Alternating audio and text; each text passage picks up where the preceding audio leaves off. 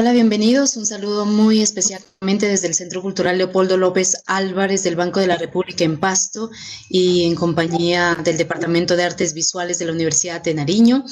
Les invitamos a ser muy activos en esta conferencia, en esta programación, en donde nos acompañará Ricardo Toledo Castellanos.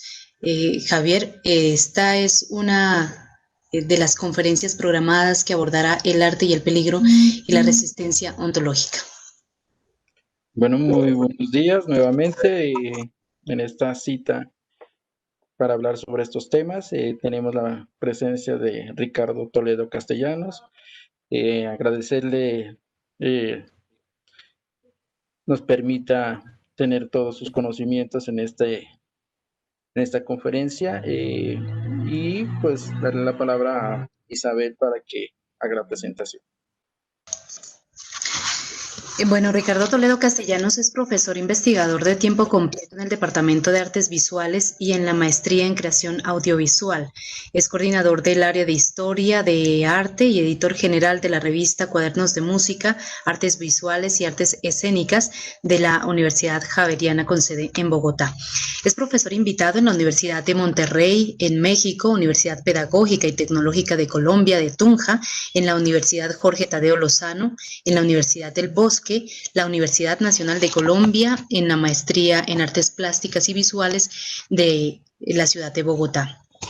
Es artista plástico además con énfasis en teoría, maestro en artes de la Universidad Jorge Tadeo Lozano, magíster en filosofía de la Universidad del Rosario, es investigador en historia, teoría del arte y estética con intereses en problemáticas asociadas a las relaciones entre arte y resistencia, arte y vida cotidiana, el arte como puesta en espacio del pensamiento, el arte de América Latina y la visualidad como forma de resistencia epistémica al dominio. Es autor de diversas publicaciones entre artistas y problemas del arte en Colombia y Latinoamérica. Es un gusto muy grande para nosotros, también para nuestros públicos, nuestros artistas, poder contar con esta maravillosa experiencia de Ricardo Toledo Castellanos, a quien le damos la más calurosa bienvenida. Muchas gracias, Isabel. Muchas gracias, Javier. Gracias a la Universidad de Nariño y gracias al Banco de la República sede Pasto por esta invitación. Yo ya había estado en otra ocasión también en Pasto cuando podíamos encontrarnos de manera cercana y llegué enamorado de la ciudad y de su carácter humano y precisamente el carácter hospitalario que yo le sentí. Por eso me pareció también tan maravillosa la oportunidad de venir a hablar en torno a unas reflexiones sobre la hospitalidad. Aunque mi conferencia no trata directamente del concepto de hospitalidad, es atravesada completamente por él, porque parto del presupuesto de que la hospitalidad, como lo han presentado varios de los expositores hasta ahora, que hasta ahora han pasado por aquí, con su incondicionalidad, también implica esa forma en la que el yo recibe el infinito absoluto que es el otro. Y a partir del momento en que hace presencia de ese absoluto de la existencia del otro, como plantea el filósofo Emmanuel Levinas, em, tenemos que incorporamos en nuestra existencia la conciencia de la vida o la muerte del otro. Y ya no podemos vivir más sin pensar que la vida del otro es asunto nuestro. Por esa misma razón, esto apunta a asuntos profundos de lo que nos hace preguntar sobre qué significa vivir, qué significa ser humano, que es donde yo quisiera centrar mi presentación. Ahora voy a compartir escritorio para poder mostrarles unas imágenes e ir haciendo unas reflexiones junto a ellas. El nombre que le puse a mi charla ronda un asunto que me ha venido interesando hace unos poquitos años y que revive una preocupación que yo traigo de mi labor como docente, como investigador, pero sobre todo como profesor de jóvenes artistas, y es la relación entre el arte y el peligro. Nació hace mucho tiempo, alrededor de una circunstancia dura, de la muerte de un estudiante en en medio de una práctica performática, en una clase, en una universidad donde yo en ese momento trabajaba. Y una reflexión que hice con estudiantes míos de la Universidad Javeriana, sobre todo en torno a unas cuestiones sobre la tentativa de suicidio o las ciertas prácticas en las cuales los artistas pueden hacerse daño. En ese momento le planteaba a mis estudiantes unas reflexiones que fueron el punto de partida de esto que les presento hoy, sobre estas relaciones entre el arte y el peligro. Algo que quisiera comenzar mostrándoles es un poquito algunas de estas imágenes que se pueden conseguir que dan cuenta de, de la experiencia de los visitantes de el actual Museo del Holocausto, anteriormente campo de exterminio y concentración de Auschwitz. Los visitantes a este museo del Holocausto pueden encontrarse con imágenes tan duras como, por ejemplo, esta acumulación de lentes de todos aquellos que pasaron por allí, o todas las cosas que fueron dejadas por quienes vivieron el confinamiento cruel y violento de la técnica de campos de concentración. Las prótesis, por ejemplo, las vitrinas con todas las prótesis dejadas por quienes murieron allí. Y, no sé, sus maletas que llevaron pensando que iban a poder volver. Zapatos. Y ya con ellos, por ejemplo, lo que pasa en el Museo de la Herencia Judía en Nueva York, con las exposiciones que reviven también el legado del Holocausto, esta presentación de este zapato en esta urna. O ya la recuperación como reliquias de objetos, utensilios, cosas que fueron usadas y que acompañaron los últimos momentos de la vida de quienes dejaron su existencia en el campo de concentración. Ropa, muñecas, botones. Bueno, quiero llamar la atención sobre algo de estas muestras del Museo de Auschwitz. Y es algo que me hace pensar a partir de la lectura de un texto de un teórico crítico del mundo, de este matrimonio entre técnica y poder que se ha dado contemporáneamente, que fue Paul Virilio, en un texto muy lúcido de él sobre la piedad en el arte, que se llama Un arte despiadado. Él comienza citando la experiencia del diario de viaje de la pedagoga del arte Jacqueline Lichtenstein. Quisiera leerles esta cita textual de Virilio sobre Jacqueline Lichtenstein sobre su visita al Museo de Auschwitz. Cuando visité el Museo de Auschwitz, vi ante sus vitrinas imágenes de arte contemporáneo y eso me pareció absolutamente aterrador. Delante de esas vitrinas con valijas, con prótesis o con juguetes infantiles, no me sentí espantada, no sentí zozobra, no me sentí trastornada como cuando caminé por el campo de concentración. No, en el museo tuve la impresión repentina de estar en un museo de arte contemporáneo. Retomé lo que pensaba diciéndome, ganaron, porque produjeron formas de percepción que continúan ese modo de destrucción que les es propio. De aquí para adelante, Paul Virilio empieza a hacer una importante reflexión sobre cómo en nuestra contemporaneidad, en tiempos de paz, nosotros incorporamos lo que él llama la estética del enemigo. Hemos asumido en nuestro arte en tiempos de paz la estética que hizo conocido al enemigo como su producción del odio. Y nos sentamos en unos paradigmas basados en el derecho que puede tener la víctima de tomar con la legitimidad moral que le da el hecho de ser víctima, la inclusión del odio como forma. Por eso mismo Paul Virilio llega en su artículo a plantear que contemporáneamente hemos llegado a lo que él ha llamado un accidente de los valores estéticos, que ha absorbido toda nuestra vida, desde los modos de habla hasta la producción del entretenimiento, hasta las formas de confrontación del arte en los espacios de relación con su público. Y todo esto lo reúne en principio como lo que él llama medios de comunicación del odio. ¿De qué forma hay un límite que cuando es transgredido tiene que ver con la ética y tiene que ver con la denegación de la vida?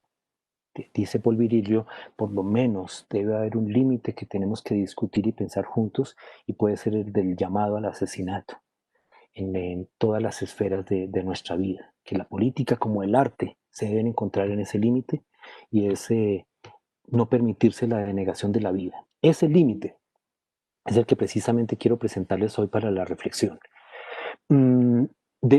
Hay otro artículo que es fundamental en esta reflexión de Martin Heidegger, la pregunta por la técnica. Él llega en la pregunta por la técnica a plantear que la técnica moderna, la relación entre técnica moderna y ciencias exactas, fue convirtiendo en la modernidad a la naturaleza en una especie de bodega de energía que las ciencias exactas cuantifican y localizan y la técnica moderna viene a extraer y fundamentó así los mecanismos que le han permitido operar a la modernidad como una técnica extractivista, una técnica que llega a la naturaleza a extraer una energía que se convierte en riqueza y entonces la naturaleza la vemos como una especie de bodega de recursos.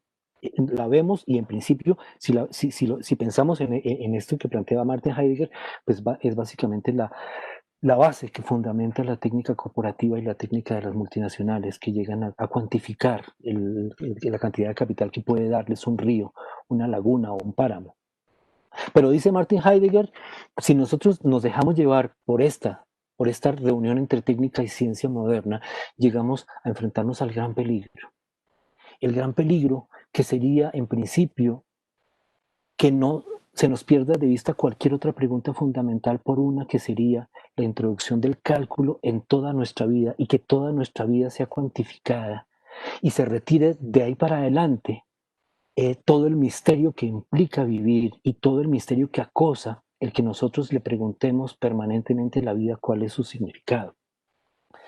Ese peligro tiene una raíz ontológica en lo que podemos decir en ese momento qué significa el arte, qué es el arte, la pregunta que siempre acosará a los artistas en todos los momentos de su vida. Y esa pregunta la buscan estos filósofos y un filósofo, por ejemplo, como George Bataille, en el origen mismo de lo que, por lo menos según la tradición occidental, es la tradición del arte, el arte rupestre paleolítico. Frente a esas pinturas que decimos, ahí comienza el arte, pero también ahí estaba comenzando el hombre y ahí estaban comenzando otras cosas. También estaba comenzando la técnica. Ahí, en esas pinturas nos preguntamos para qué un cazador fue a estos lugares que producen miedo como las cavernas a hacer estas pinturas de los animales que posiblemente cazaban. Hay varias formas de responder a esto, pero tal vez la que más se ha metido en nosotros ha sido aquella con la que comenzamos nosotros a estudiar el arte. No sé, ustedes habrán enfocado esa visión del comienzo que alguien como Ernst Gombrich plantea en su Historia del Arte. Y él nos plantea algo como esto, son esas pinturas residualmente guardan la creencia universal en el poder de las imágenes, que el cazador venía a hacer magia y era una magia que tenía una finalidad claramente económica, que a través de la magia atribuida al poder de imitar a estos animales quedaban cazados y quedaban ya fáciles de cazar cuando se saliera a las expediciones y entonces la magia conjuraba o hacía sucumbir al poder de las lanzas o las hachas de piedra estos animales. Nosotros paramos desde ahí o comenzamos desde ahí una historia del arte que nos dice el arte nació por una necesidad económica que buscó ayudas suplementarias en la magia para resolver problemas de subsistencia, problemas del cálculo de la necesidad, es decir, economía. Y volviendo sobre el texto de Heidegger, empezamos a plantear, si ese es el punto, pues el arte es un tema más de este cálculo de las cosas que se le van a extraer a la naturaleza. El cazador paleolítico hacía cálculo de los bisontes que necesitaba y los bisontes que había en las praderas para su necesidad. Si llegamos a ese peligro, podemos decir, el arte y las otras esferas de la vida nos llevan la vida humana a ese peligro, que desaparezca nuestra pregunta por el sentido y que todo lo que nos quede es el cálculo, ganancia contra inversión, cantidad de riqueza que podemos extraer. Pero llegando a la mitad de su artículo, Martin Heidegger plantea y dice un momento, pero si nosotros llegamos a ese peligro y desaparece toda la otra pregunta y todo el misterio de la vida y la esencia saca de lo, resuelve aquello que está oculto en los misterios como un problema de cálculo de energía, ahí en ese mismo lugar donde podemos perdernos, es el mismo lugar donde podemos salvarnos. Y él cita al poeta Hölderlin cuando nos plantea, allí donde está el peligro crece también lo que salva. Que puede parecerse también a lo que nos han dicho nuestras abuelas, donde está la plaga, está la cura. O lo que nos ha hecho la tradición de la imagen de la medicina del veneno, se hace el antídoto. Pero entonces, ¿qué es lo que está ahí que es peligroso y qué es lo que está ahí que nos puede salvar? Pues vamos a ese punto. Salvar. ¿Qué significa salvar? Salvar, dice Heidegger, es buscar algo y conducirlo a su esencia. Sí, en ese lugar donde todas las cosas se vuelven una cuantificación sobre ganancias y sobre riqueza y sobre economía, en ese mismo lugar podemos buscar eso que está en peligro de perderse en el cálculo y llevarlo a su esencia. Y ese papel nos lleva otra vez a preguntar sobre el arte, porque de ahí para adelante, en el artículo de Heidegger, él empieza a hablar del arte y cómo es el arte aquello que nos salva del peligro. Vamos despacio con ese punto, volvamos a las cavernas de Lascaux y vamos a una pintura en especial de una región de las cavernas de Lascaux que es conocida como el foso o como el pozo. Es una especie de abismo dentro de la caverna al cual para llegar modernamente se construyó una escalera que permite como descender y mirar esta pintura o este grupo de pinturas, pero que en épocas paleolíticas la tecnología tuvo que haber sido como atravesar muy hondo la caverna en la oscuridad con algún tipo de luz mortecina y bajar por un abismo con unas cuerdas y llegar hasta este lugar y hacer una pintura. La pregunta es, reúne muchos elementos. ¿Por qué un cazador paleolítico, si es así de práctico y económico, que usa la magia para cazar mejor, como lo ha hecho Gombrich, vendría a un lugar de tan difícil acceso, pasando por tanto peligro, el peligro de morir, el peligro de caer en la oscuridad, en este foso y que nadie lo escuche, el peligro de morir en la oscuridad, vendría a ser una pintura? El filósofo Georges Bataille se centra en esta pintura y en las reflexiones que han hecho otros estudiosos de esta pintura, como el abate Breuil, y ha preguntado, no podemos resolver del todo el misterio, pero en este misterio se funda la relación que tiene el arte con el comienzo de la existencia humana. Pero pensemos bien lo que está pasando en esta pintura. Hay un bisonte de pie, pero a diferencia de otros que hemos visto, en este sí es evidente que ha sido cazado. Hay una lanza que lo ha atravesado y en el lugar donde lo atraviesa la lanza le cuelgan las tripas en la parte de las patas de atrás. Este bisonte está agonizando y precisamente en el momento de agonía es que es muy peligroso y probablemente en esa lucha, este bisonte, en la lucha con cazador que lo ha cazado, que está al lado, lo ha matado. Es decir, el cazador que vino aquí a hacer esta pintura representa la muerte de un cazador en medio del combate con el bisonte. Pero dice Bataille, nada nos explica en esta pintura varias cosas. ¿Por qué este cazador que ha caído muerto presenta una erección? ¿Por qué tiene el sexo erecto? ¿Y por qué tiene cabeza de pájaro? Más cuando al lado de él también hay una especie de bastón coronado por un pájaro. No tratemos de enfrentar este misterio, pero aquí se nos presenta en el origen de todo. El arte nace con una pregunta misteriosa y que tiene que ver con que un cazador enfrenta un camino tortuoso, oscuro, peligroso y lleno de miedo para venir a representar su propia muerte o la posibilidad de su propia muerte. Pero esto tiene más consecuencias todavía. Quisiera que miráramos en el texto, en un texto muy bello de Georges Bataille que se llama Las lágrimas de Eros. Sobre la pintura, él empieza a plantear eso. Desde hace tiempo él mismo se cita y dice, aquí lo que vemos no es realmente el tema de la cacería mágica, sino el tema del crimen y la expiación. ¿Ya? El chamán expiaría con su propia muerte la muerte del bisonte. Es decir, que la representación de la muerte equivale a un tipo de muerte, que más adelante Georges Bataille la enfrentará a otras experiencias de la vida humana que llamará la pequeña muerte. Aquellas cosas que nos hacen sentir la muerte sin morir. Pero más profundo todavía que esto, que el hombre no es del todo un hombre. Precisamente esa cabeza de pájaro que tiene nos plantea también una relación que excede lo humano y que se excede en la medida en que pierde su cabeza humana y toma cabeza de pájaro. Y por otro lado, en ese exceso, también muerto, se enfrenta con su sexo erecto. Ese misterio encuentra en el origen de la existencia humana una relación entre la muerte y el erotismo. Y esa relación entre la muerte y el erotismo pasa por el origen que nos impulsó a crear el arte. Todo esto lo quiero condensar en una reflexión importante, que es la que yo le planteaba a mis estudiantes en ese momento, sobre el morir haciendo una obra de arte o el suicidio o las tentativas de autodañarse. Y era la siguiente, el, si seguimos a Gombrich, nos dice, el arte y el peligro se encuentran en la medida en que el arte le ayuda al que va a matar a asegurar mágicamente que mate más eficientemente. Si seguimos a Bataille, vamos por otro lugar, y la hipótesis sería el hombre que ya mató, que ya se enfrentó a la muerte y que se va a una caverna a enfrentar el peligro de morir, hace una pintura para regresar de la posibilidad de morir a vivir, a la afirmación de la vida. Es decir, que estamos en el mismo camino del peligro, pero no tenemos el arte para ir al peligro, sino para regresar del peligro. Ese regreso del peligro es el que quisiera yo plantearles como el fundamento del principio de resistencia ontológica que les estoy planteando. Tenemos el arte para regresar del borde de la muerte a donde está la vida y para afirmar la vida. No para ir, sino para volver. Ahora, ese momento de enfrentarnos a lo peligroso, pues nos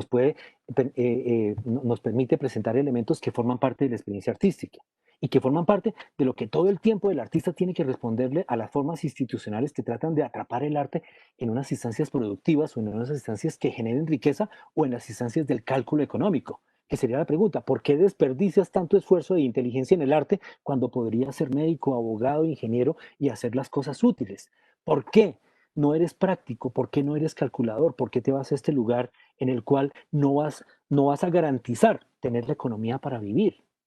Y volvemos sobre ese fundamento, es que por eso nació el arte, porque teníamos una respuesta que no era el cálculo, porque necesitábamos enfrentar aquellas cosas que nos dan miedo, los caminos oscuros e inciertos, para, si, para luego de hacer arte con ellas, si regresamos victoriosos, regresamos con una afirmación de la vida.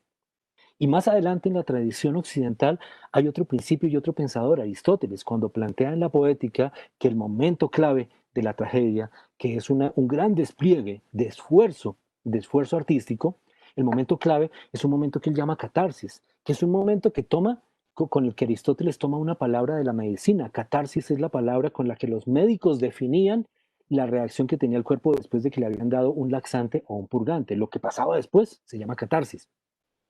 Por eso más adelante al latín el catarsis se traducirá como purgación y purgación, el efecto de un purgante, tomará también un carácter moral de purificación. De hecho, pero entendamos esto, Aristóteles no toma una palabra del arte sino una palabra de la medicina, no una palabra de la cultura, porque ocurre de alguna forma un tipo de curación o un tipo de salvación y volvamos a preguntar por qué, cómo es que salva el arte.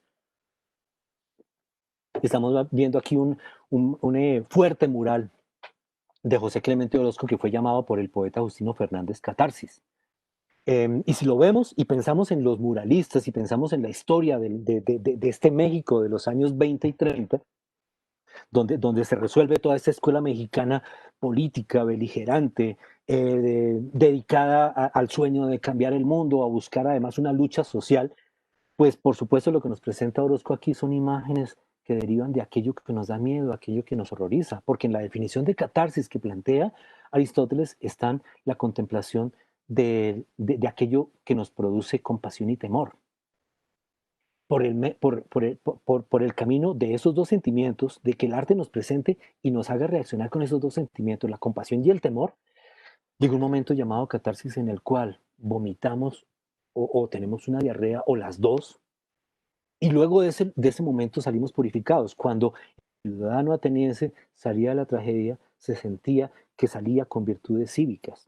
Y lo que podríamos pensar en los muralistas, en un tipo como Orozco, es que precisamente cuando sentimos por qué el arte me lleva a estos excesos, por qué el arte me presenta a veces imágenes horrorosas o imágenes grotescas, por qué me hace sentir estos sentimientos negativos. Y volviendo a Aristóteles decimos, porque a partir de esos sentimientos negativos, cuando los purificas, terminas cultivando ya no las emociones que te acosan a ti como sujeto individual, sino eres un mejor ciudadano, es decir, sales del arte pensando en la polis, pensando en la humanidad.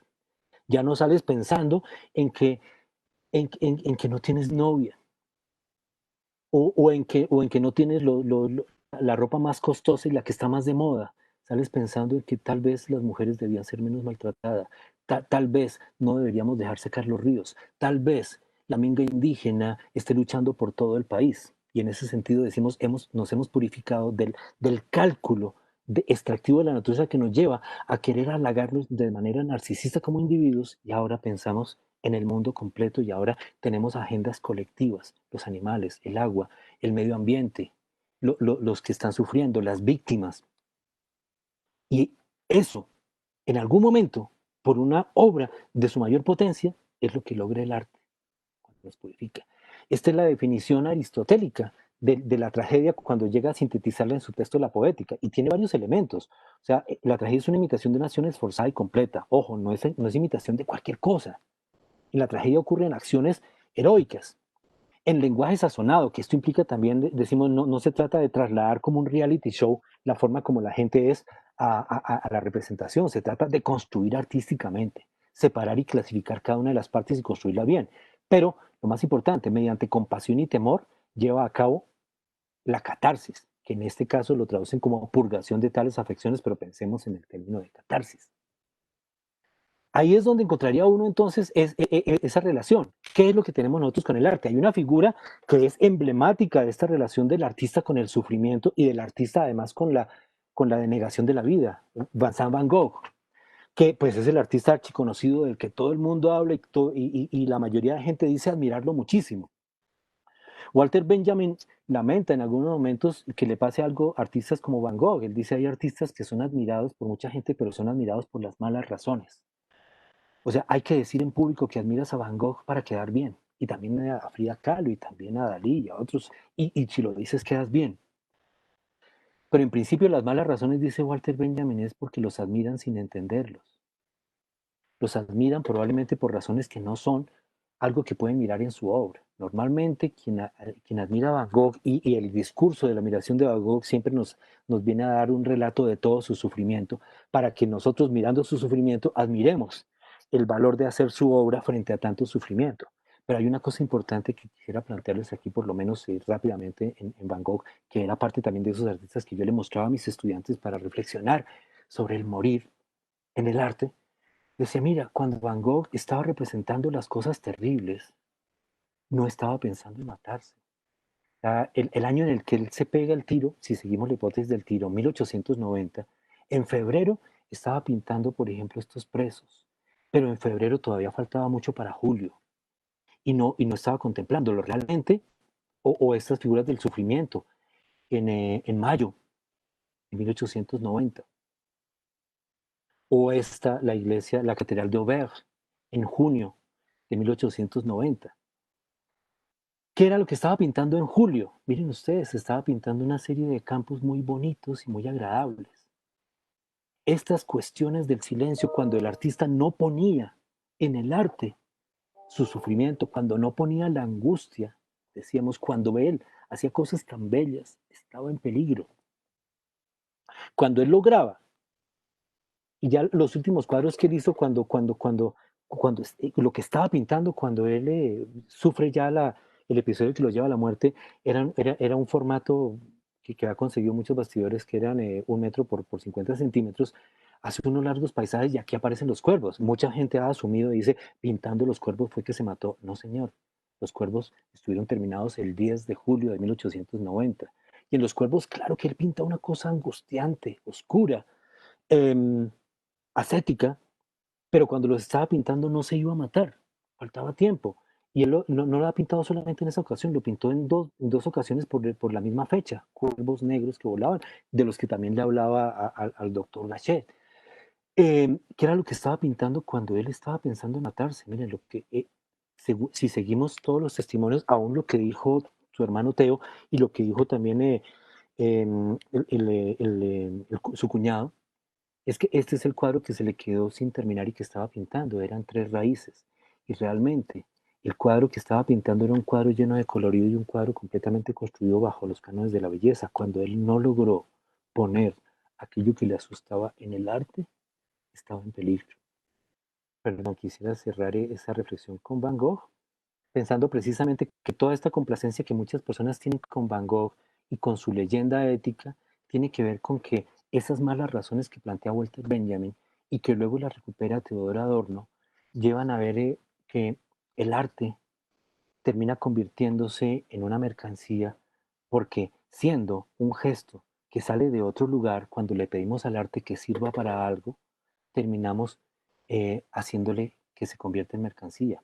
Y para que se convierta en mercancía, en ese mismo momento en que la técnica moderna y las ciencias exactas y la técnica moderna introducen el cálculo absoluto en toda la vida y nos llevan al peligro, también las galerías y por otro lado la estética del siglo XIX conduce el arte al problema estético y nos hace pensar que el problema central del arte es el juicio estético, aquello que el que mira el arte tiene para juzgar sobre él. Y eso que tiene él para juzgar, pues lo pone al sujeto público como el rey de la obra de arte. ¿Y qué es lo que encuentra él? Pues él debe encontrar como aquel que hace el juicio adecuado sobre la obra de arte, pero al hacer el juicio adecuado, él demuestra que tiene el gusto cultivado del hombre superior y habla a nombre de la humanidad.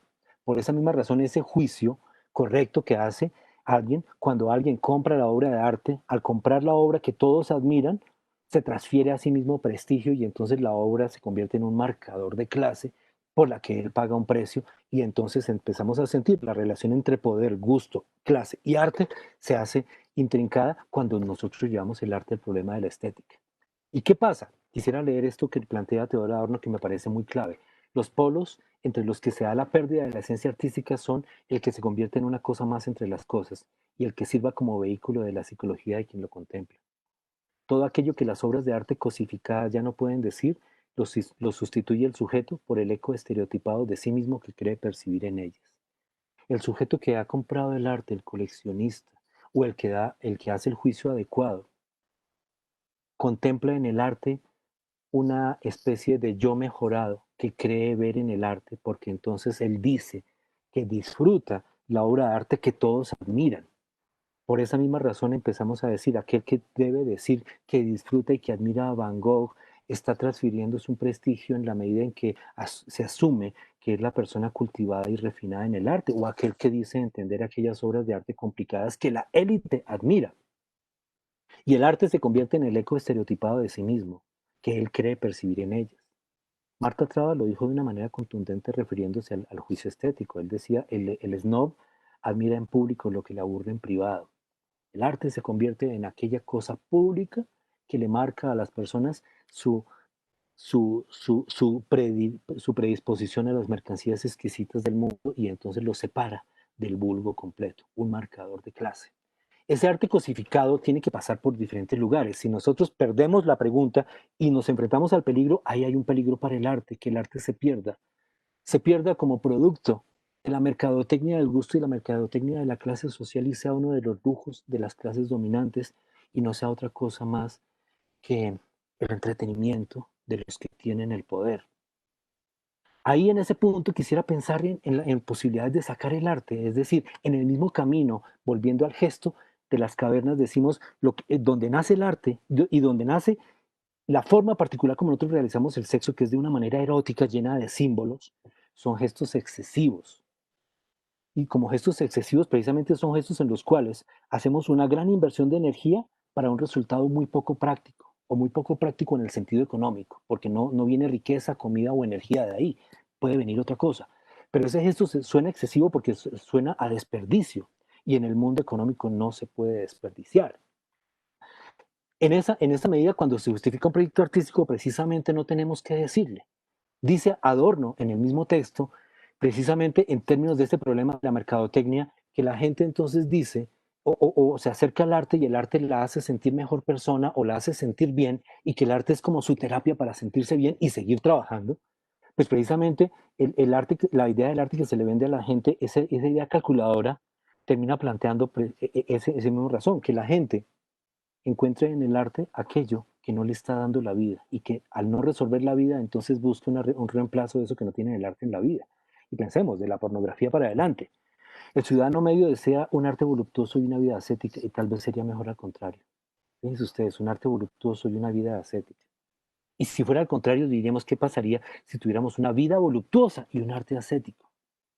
Un arte, un arte frío, un arte económico que nos lleve directamente a vivir en la vida todo el exceso que necesitamos.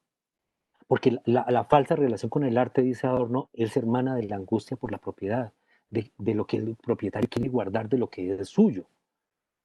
En el 2016, en octubre, con la artista María Buenaventura, y de hecho siguiendo un proyecto que había sido comenzado por Mario Opasos, que son dos personas que yo aprecio y quiero mucho, a Mario y a María, y con el apoyo de la Alcaldía de Bogotá en ese momento, y la Fundación Arteria, nosotros trabajamos con un grupo de representantes de diferentes movimientos sociales, un evento que el 3, 4 y 5 de octubre quería hacer un saludo un trabajo de conmemoración a las víctimas.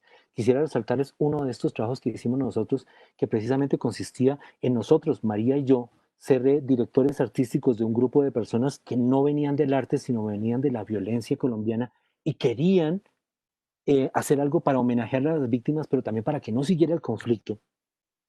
Nos encontramos con muchas historias y entre esas personas líderes había señoras vendedoras de flores del Parque de las Flores de la Caracas con 26 en Bogotá. Una de las historias de una de las señoras de las flores, doña Luceli, fue la de su sobrina. Su sobrina se iba a casar con su novio policía y él se iba a venir para casarse con ella y antes de venirse hubo un atentado de la guerrilla y finalmente ese policía murió. Y esta muchacha se quedó siempre esperando a su policía. Esa historia de la novia esperando a su policía. Y por otro lado, el hecho de que ellas vendan las flores para el cementerio central y que el cementerio central conecte una región peligrosa que es esta bajada de la 26 hasta el Centro de Memoria, Paz y Reconciliación, nos llevó a plantear con ellas una serie de talleres y con la coreógrafa y bailarina Margaret Arias, un trabajo de entrenamiento y de piezas escultóricas que nos llevaría a hacer un trabajo de recorrer esta calle y revisar esta calle a nivel de la imagen de la novia con su policía muerto y de todas las otras almas y de todos los otros muertos y todas las otras zonas peligrosas para dialogar con el arte, con lo que se vive en esta calle. Muchas de las advertencias que nos hacía la alcaldía era que esta calle era muy peligrosa, que nos podían atacar, que podían mandar la policía para sacar a todos los vendedores y a los habitantes de calle. Y lo que planteamos era, no, si vamos a hacer este trabajo tendríamos que dialogar con ellos. Y había una serie de trabajos artísticos que nos llevaban a pensar que las novias podrían ir bajando también con personas que leían y podían dialogar con los habitantes de la calle y además encontrarse con los relatos sobre la violencia. Este paso de las novias fue poblando la calle 26 en lo que conectaba las flores con el cementerio y posteriormente el cementerio con el Centro de Memoria, Paz y Reconciliación. Eran una activación de esta memoria y ese deseo de seguir recordando a los muertos y recordarlos con dolor, pero la decisión de seguir adelante. Las novias iban caminando en sentido invertido, llegaron al cementerio central donde Aura Amelia, una mujer líder sobreviviente de la masacre de Santo Domingo, masacre paramilitar en Los Llanos, contaba su testimonio y recordaba su juventud cuando vivió esta masacre de la cual sobrevivió. Ella iba contando su testimonio que iba siendo amplificado por radioreceptores que iban amplificados con una consola que había traído también Leonel Vázquez, otro artista también, que también quiere mucho. Aquí está Aura Amelia contando su historia, mientras las novias se instalan a la entrada del cementerio central.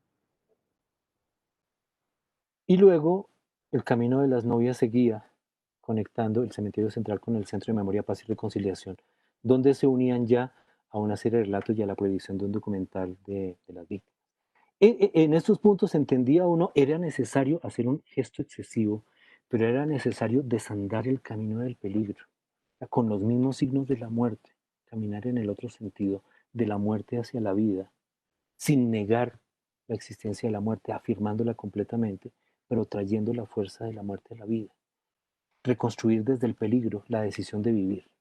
Por esa misma razón, entonces, encuentro aquí, en la exposición que hace una de las filósofas más importantes que ha tenido este país, Colombia, Consuelo Pavón, una filósofa sistemáticamente excluida de muchas de las instituciones de nuestro país y muchas de las facultades, en gran medida por también circuitos de poder y circuitos, muchos de ellos también, que discriminan a la mujer. Ella ha sido de las filósofas que ha tomado en serio el problema del arte y en uno de ellos, que es una investigación llamada Actos de Fabulación, ella plantea un análisis del arte con el cuerpo en Colombia a partir de dos principios que resalta en su texto. El primer principio, precisamente distanciándose de Kant y distanciándose del rey de la estética del siglo XIX, nos plantea, pues el arte es todo lo contrario a una operación desinteresada. Fíjense una cosa, que si nosotros debemos llevar el arte al juicio del espectador, la condición que plantea la estética es que ese juicio debe ser desinteresado. El juicio de lo bello debe partir desde el desinterés y es un juicio no conceptual.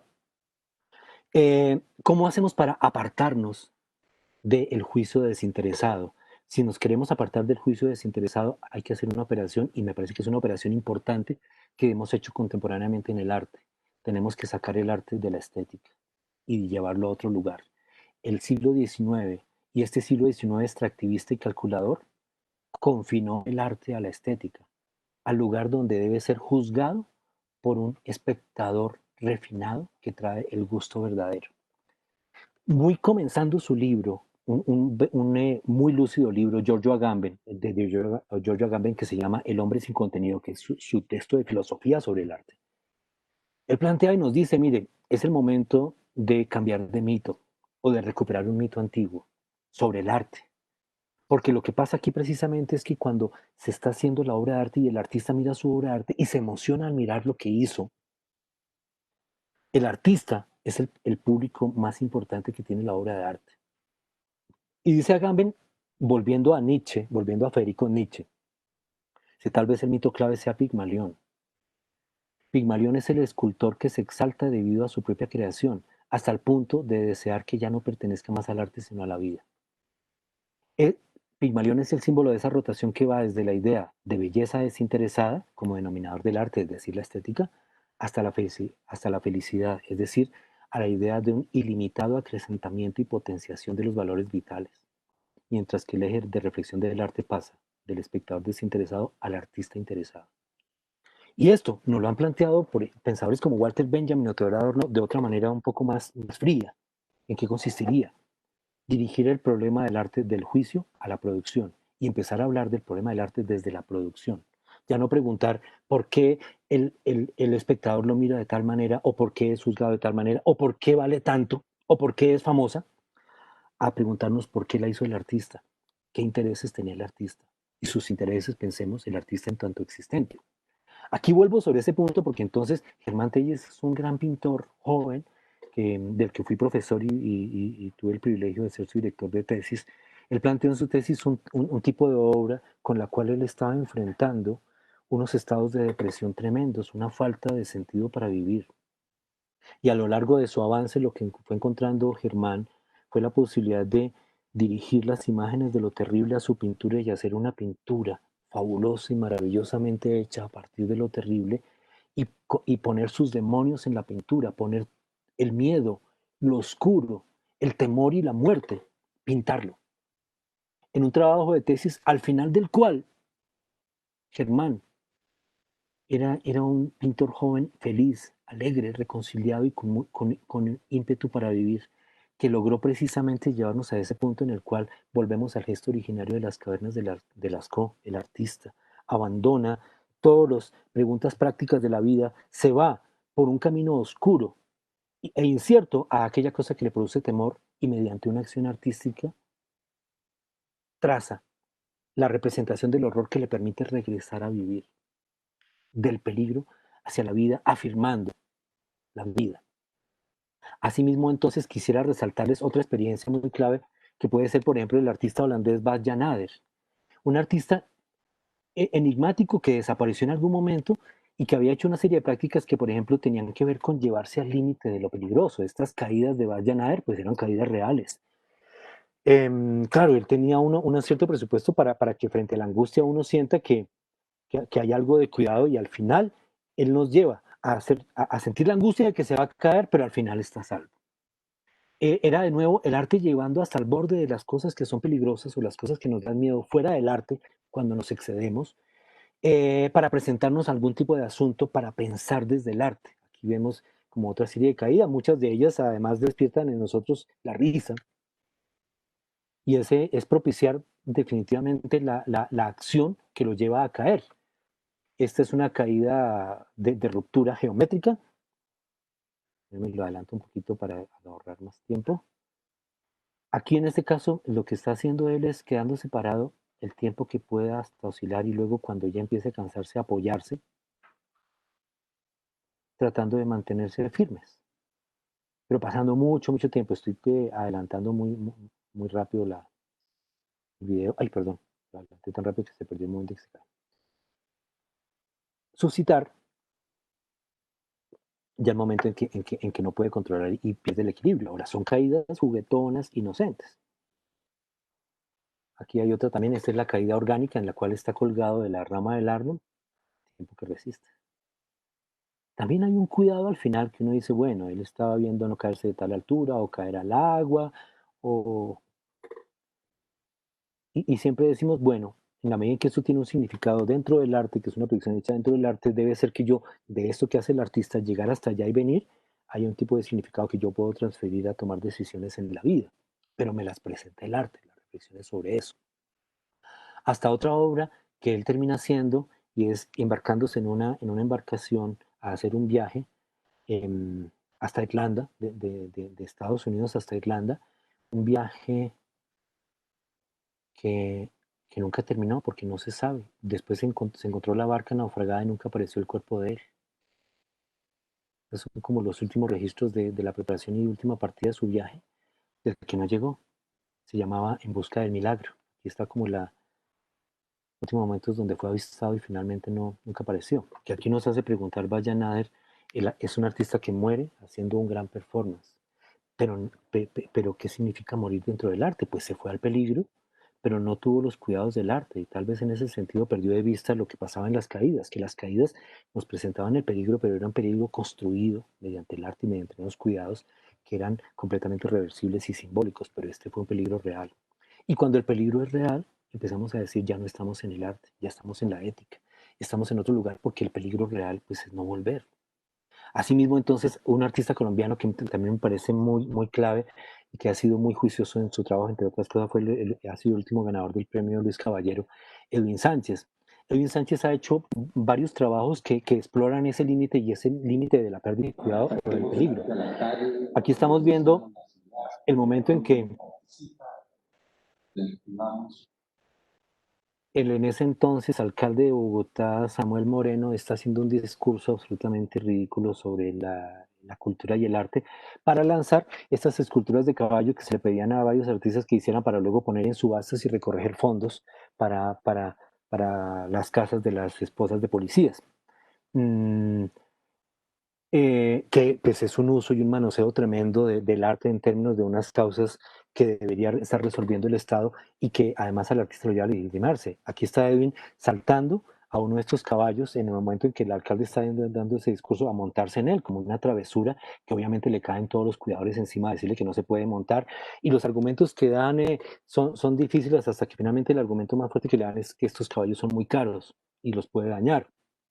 Está el artista retando al uso y manoseo del arte para finalidades prácticas y al uso calculador del arte por parte de esta instancia de las subastas de caridad. Mm, Asimismo, perdóneme, voy a adelantar esta obra. Él planteó otro trabajo que se llamó Ejercicio de Anulación y es sobre una persona que pedía limosna, una persona sin brazos ni piernas que pedía limosna en la séptima con Jiménez. Edwin viene y le pone en una caja y lo cubre a la persona. Es una acción que tiene pues muchísimas dificultades éticas para ser sustentada. Y es una acción que nos lleva al borde.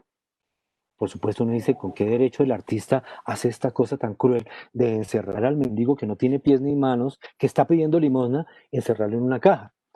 Em, y uno al comienzo no siente para dónde va, uno simplemente está diciendo, el artista con un artista está haciendo algo en lo que se le fue la mano. Porque volvemos a pensar, el artista debería estar haciendo esto en el plano simbólico y aquí se está metiendo al plano ético. Pero hay algo que va pasando a medida que transcurre la acción. Por un lado, el mendigo que solamente estaba haciendo cara de lástima, de pronto está enojado. Y está enojado cuando ya le empieza a decir groserías y lo empieza a retar a pelear.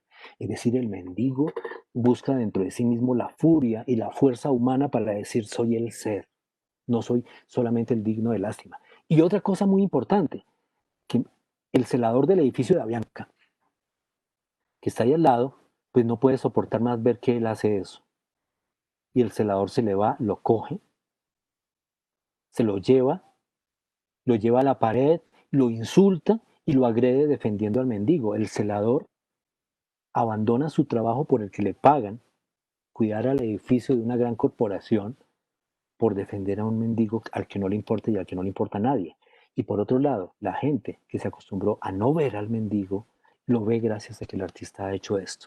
Al final de esto, cuando se recupera, después hay un diálogo con la persona y hay un trabajo de explicación. Asimismo, hay otro trabajo que me parece fundamental en la obra de Edwin, que es Lecciones de Cuchillo. Él lo presentó así, de una manera de instalación con 3 televisores, con 3 videos, en los cuales él contacta a un muchacho sicario, a un muchacho atracador, para que le enseñe a manejar todo, desde hacer el cuchillo en la primera lección, en la segunda, en la segunda lección a fabricarlo con técnicas hechizas, con ceguetas y con vasos de plástico, y en la tercera lección cómo pelear con el cuchillo.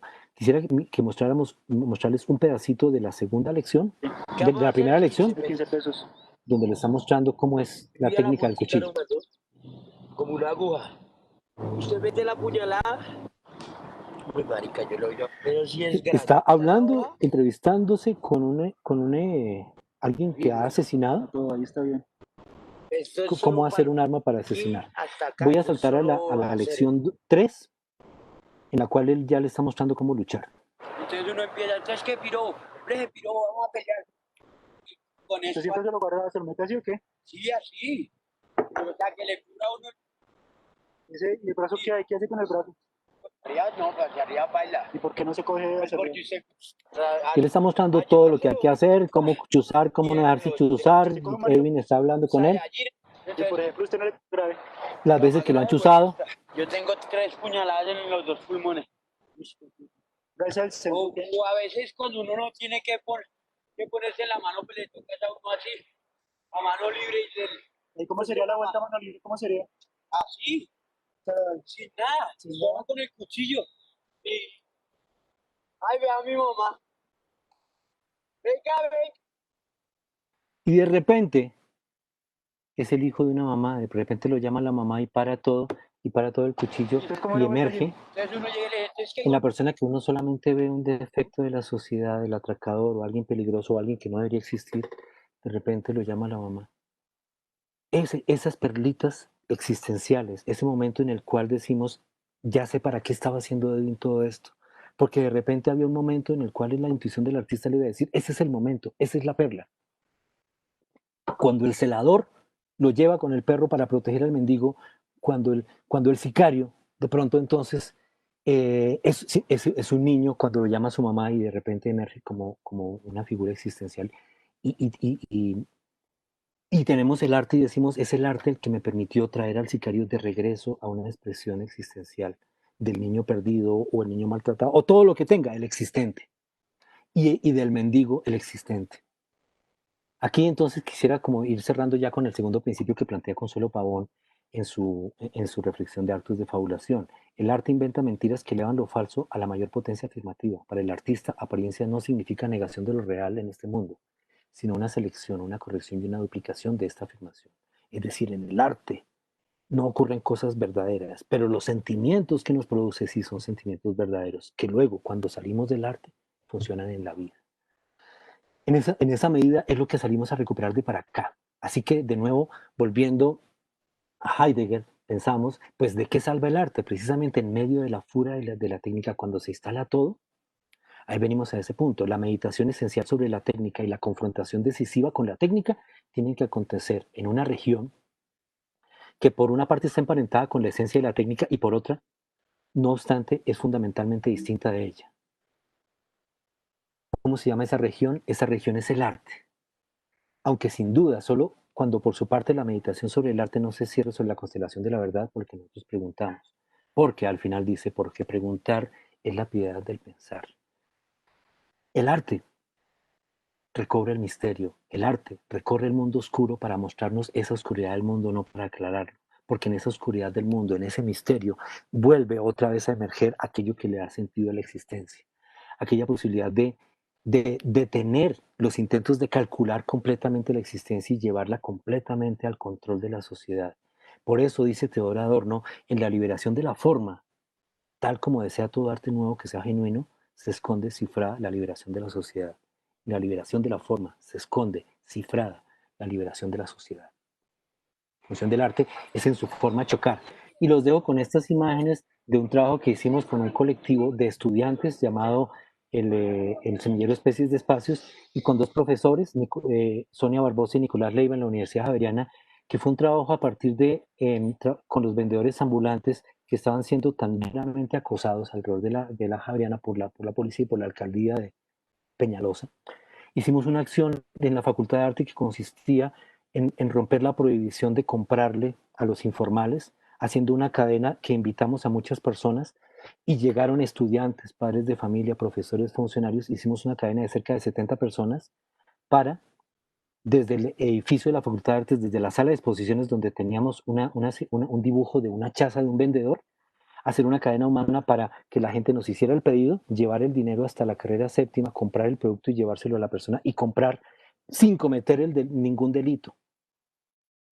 Porque en ningún momento nadie tenía la plata y el producto al tiempo. El vendedor estaba en la calle y el comprador estaba dentro de la universidad. Pero la cadena humana, nadie estaba vendiendo ni comprando, estaban trasladando o el producto o la plata. Esta fue una acción que buscó ser también un mito, un acontecimiento colectivo que diera de qué hablar y produjera el rumor, en el cual se produjo por un día una venta que nos llevó a pensar precisamente en la noción de hospitalidad. Decimos, ¿qué implica la hospitalidad? Implica una gran incondicionalidad, pero implica que tú, adentro tuyo, adentro de tu ser, hace presencia del ser del otro, y en ese momento piensas en su vida y su muerte, y tú piensas de qué va a vivir el vendedor ambulante, o cómo es su vida, cómo se llama, cómo es su casa, cómo es su familia. Cada persona que estaba en esta línea le pusimos un símbolo del Museo del Andén, y le decíamos, a partir de este momento eres un miembro honorario del Museo del Andén. Y en cada una de estas personas se encontraba una pregunta por los vendedores. ¿Qué hizo la acción? Básicamente, con el arte, instaurar la pregunta por el ser del otro. Con esta acción cierro mi presentación. Yo tenía un bonus que me parece clave presentarlo, porque ustedes me desmentirán, pero yo creo que fue un video hecho en Pasto, en la ciudad de Pasto, de un muchacho que nos da una lección existencial a todos nosotros. Quisiera que lo escucháramos. El agua limpia regresa, las compañeras no. La vida humana no regresa. Las paredes se limpian. Las paredes se limpian, la fuente vuelve a tener agua nueva. Las compañeras no regresan. Esto no es violencia, violencia es matar. Violencia es asesinar. Violencia es violar. Esto no es violencia. Hay que tener bien claros los principios, señor. Yo después encontré que este muchacho dijo en medio minuto todo lo que yo me he esforzado de decir en 5 años, con una claridad ética sobre este problema, la indignación por un monumento de roca pintada frente a la tranquilidad sobre la muerte. Y de nuevo venimos a decir qué es lo que hace el arte con el peligro y qué es la relación del arte con la vida. Aquí termino lo que tenía yo como presentación preparada. No sé si tengamos algún tiempo para conversar todavía. Muchas gracias, Ricardo, por esa exposición que nos ha compartido, y voy a transmitirle las impresiones del chat que nos han consignado a través de Fanrep Cultural, de John Benavides. La relación con Van Gogh, solo atravesada por la anécdota, es un discurso psiquiátrico. Una lectura de Artaud sobre Van Gogh es necesaria para entender las especulaciones al respecto. En contrapeso con la revocatoria del edicto de Nantes de Pierre Klossowski, por un lado, acercarse a la dislocación del cuerpo a partir de entender la sanidad de Van Gogh por Artaud, y otra también pensar en las figuras de Van Gogh y Gauguin, su improbable amistad, entre paréntesis, caricaturizadas por Pierre en tanto origen del arte moderno. Sobre el comentario, quisiera hacer de pronto el comentario de que, por supuesto, la lectura que hace Artaud de Van Gogh es una lectura en la cual el artista entiende la vida del artista como una experiencia estética y la lleva desde la crónica o el estudio psiquiátrico o el condicionamiento biográfico o la absorción histórica por la potencia vital puesta en juego. De alguna forma también aquí encontramos que esa vida y esa muerte tienen que ver también con los constreñimientos y las formas de resolver la definición y los bordes entre vida y muerte que implica la sociedad dentro de la cual él es artista. Esto por sí mismo sería una reflexión bastante profunda. Yo traje la edición de Van Gogh sobre todo para recordar la conversación con mis estudiantes, pero por supuesto que adentro de ella viene toda esta potencia de verlo. Para entrar a esta potencia que nos presenta Artaud en Van Gogh, hay que destituir, hay que criticar estas malas razones, esta admiración ciega y este cliché en el que han convertido artistas como Van Gogh, como la anécdota del sufrimiento. Sustancia efímera, consigna, buenos días, citando a Lacan y Jung, describen las manifestaciones artísticas como necesidades inmediatas del lenguaje en cualquier espacio biológica, al parecer son fatalidades inconscientes. Dichas penurias fueron evacuadas en los periodos del Paleolítico y los acontecimientos de las primeras civilizaciones. Se especula que aún los seres humanos expresan dichas conductas primitivas en las prematuras etapas del desarrollo. Paréntesis, una mera infancia, según lo describe Piaget. John Benavides, respondiendo a Sustancia efímera, manifiesta, comillas, la infancia que es el arte es también la infancia que no habla, pero así como esta infancia nos precede, su falta de habla es en verdad un exceso con respecto al habla, incluso dentro de esta cuando el arte toca el lenguaje.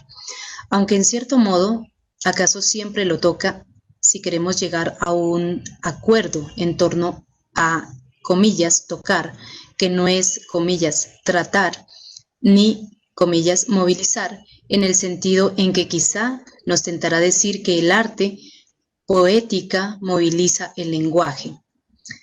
Tocar, en cambio, es pasar lo más cerca posible y al mismo tiempo mantenerse en una distancia ínfima e íntima a la vez. Es pasar a los confines y compartir su indeterminación, así como también entrar en contagio.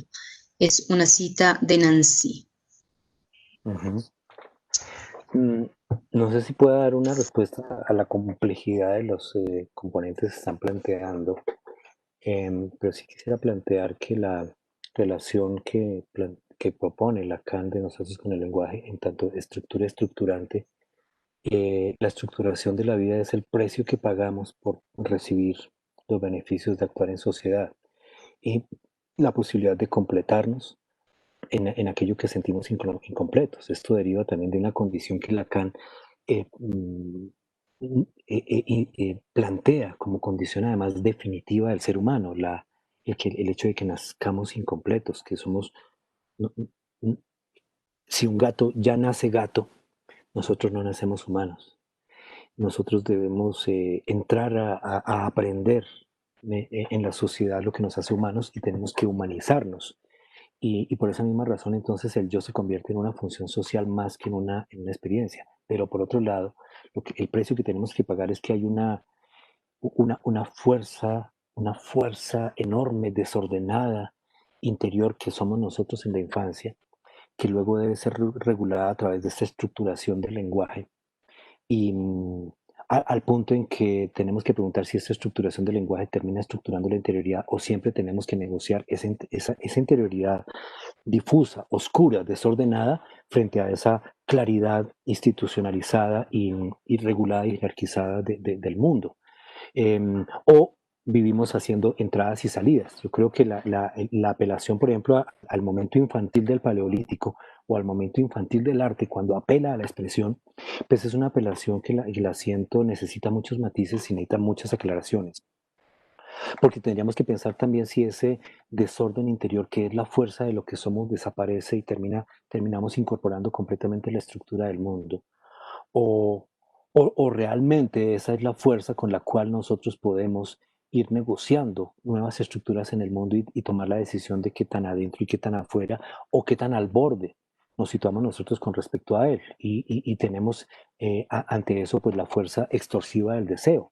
Si el deseo entonces es compensado en la medida en que respondemos a la parametrización y evaluaciones del mundo, o el deseo por sí mismo es la fuerza que necesitamos exacerbar, que por ejemplo la lectura que hacen Deleuze y Guattari de Lacan, o aún las lecturas que hace Zizek de Lacan, me parece que van apuntando un poco a esa región. Si la historia no queda completa en el lenguaje y las estructuras, sino que realmente la historia sigue siendo la negociación entre esa convulsión turbulenta y desordenada del deseo y las pautas impuestas por la estructura jerárquica del mundo. Anteriormente, Karen Cabrera había preguntado, ¿se podría decir que se puede hacer una catarsis social?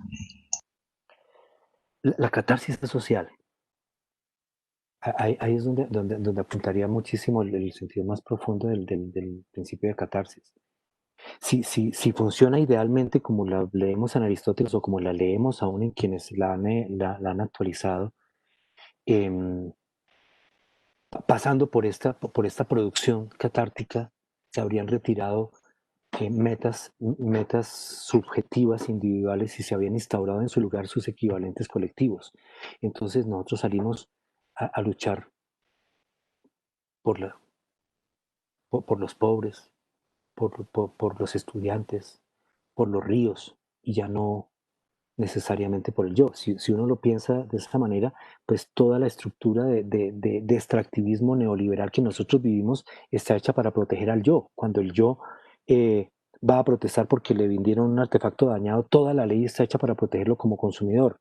Cuando el yo va a hablar de que odia o que ama o que está bravo, toda la ley lo protege. Pero cuando el yo va a hablar en colectivo, cuando uno empieza a decir es que me preocupa la minga, es que estoy a favor de la minga, o me preocupa el agua, nos volvemos sospechosos. Y nos volvemos sospechosos para un sistema que ante todo necesita dialogar con individuos, pero no puede dialogar con fines colectivos. Y creo que ahí es el punto en el cual diría lo colectivo es tal vez el producto de la catarsis. Sebastián Buccelli consigna, me parece genial todo lo que se ha propuesto sobre la cosificación del arte y sobre la función social del arte dentro de las agendas colectivas. Me gustaría saber cuál es su percepción del muralismo latinoamericano como un ejercicio político de resistencia y reconstrucción del tejido social. Yo creo que en toda América Latina hubo una muy importante inspiración de lo que fueron los logros del muralismo que comienza con la escuela mexicana. Pero para que eso sucediera debía haber un matrimonio funcional entre iniciativas de artistas, colectivos políticos, instituciones. O sea, en el momento en que en el 22 el ministro de Educación, el Partido Socialista y el sindicato se reúnen, nace de manera brillante y con todo su ímpetu de la Escuela Mexicana de la práctica muralista, porque estaban negociando metas, no sin conflictos, pero por otro lado estaba el Estado proveyendo edificios públicos de alta relevancia, o sea, una Secretaría de Educación, la Escuela Nacional Preparatoria, estaba el Partido Socialista planteando entonces también una serie de metas que integraban también una causa internacional y una ideología al servicio, y estaba el sindicato de artistas que estaban redefiniendo el arte, y estaban los artistas. Claro que sí. Cuando ya se empieza a dar en otras partes de América Latina, falta alguna de ellas. O hay partido, pero no hay ministerio, o no hay sindicato, o los sindicatos son desvertebrados, entonces empiezan a ser como mucho más esporádicos. Y de todos modos, cuando el muralismo vuelve ya en los años 50, pues ya vuelve y teniendo que apelar de pronto a financiaciones muy altas por parte de entes privados, o tiene que más bien venderse en otras esferas, aún con sindicatos en Estados Unidos, como los murales de Detroit de Rivera, o los murales del Centro Rockefeller también de Rivera, o los murales de los college que hace Orozco. El problema del muralismo sobre todo es la financiación, porque el que financia puede imponer condiciones. Cuando la financiación es institucional, pues tiene que haber esa apertura o esa negociación, o por lo menos esas cuentas públicas y esas claridades públicas que se vienen a lo institucional. En Brasil hubo cierto desarrollo incipiente del muralismo con de pronto Portinari, y en algún momento también hubo una cierta tendencia y una cierta reunión, a veces también con la Iglesia Católica, como los murales del Horizonte de Portinari. Luego en los 80 hubo un cierto muralismo nicaragüense también que se dio también a partir del triunfo de la revolución y, y el deseo también de poner a los intelectuales al servicio y hablar un lenguaje colectivo al servicio del pueblo. Pero creo que el fondo del mural, el fondo del muralismo implica que para que el arte se haga colectivo, debe también estar en lugares públicos y para que no sea de nadie, debe ser del Estado, pero debe haber un Estado que no sea privatizado. O sea, en este momento en Colombia no podría haber muralismo porque el Estado está privatizado. El Estado está en manos de unos consorcios de poder y de unos intereses privados. Debería haber un Estado que deba ser fiscalizado fuertemente y que sea revisado y que sea criticado fuertemente, y un Estado que le pague a los artistas y que acepte que los artistas a los que les ha pagado lo pueden criticar y pueden pedirle claridades también. Y eso siento que es muy difícil que se vuelva a dar de una manera clara. Aún en el mexicano también se dio con muchas contradicciones y con muchos límites. John Benavides consigna, estimado Ricardo, ahí en relación con el otro en colectivo, tendría que ver más con la metexis que con la catarsis, es decir, con la participación sin la cual no sería posible la mímesis del arte, paréntesis, colectiva, en el caso de los ejemplos. Vuelvo a insistir que ya lo que pasa en la sociedad es el resultado posterior. La catarsis ocurre en el arte. Como lo miramos en Aristóteles, ocurre cuando estás en la tragedia, en un momento de la tragedia. Cuando sales a la polis, ya sales con aquello que ha operado en lo que ha producido la catarsis. Y por supuesto que afuera del arte, o sea, en el arte se producen unas cosas, pero cuando tú actúas en el mundo, estás actuando en ética y política. Por eso el arte dirige tu atención hacia ese lugar, pero cuando tú ya estás decidiendo por quién votar o cuando estás saliendo a protestar, estás en la ética y en la política, ya no estás en el arte. Probablemente el arte te presente la viabilidad o el sentido de esos caminos, pero ya allá afuera ya no es arte.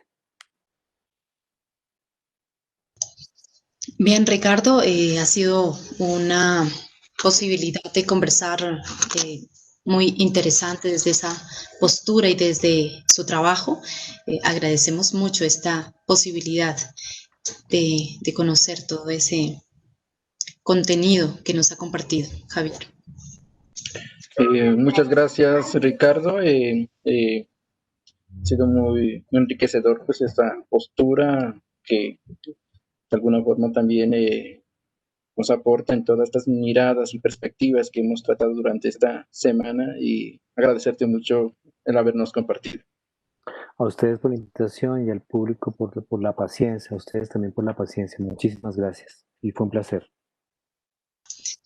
Bien, ustedes que nos siguen a través de Banrep Cultural Pasto, agradecemos su participación activa. De eso se trata esta vez a través de las redes sociales y de estas plataformas. Nos ha permitido tener múltiples visiones en torno a estas problemáticas del otro contemporáneo. Los invitamos mañana a continuar con la programación del seminario Sur Estéticas. Por ahora, un feliz resto de día. Muchas gracias a todos.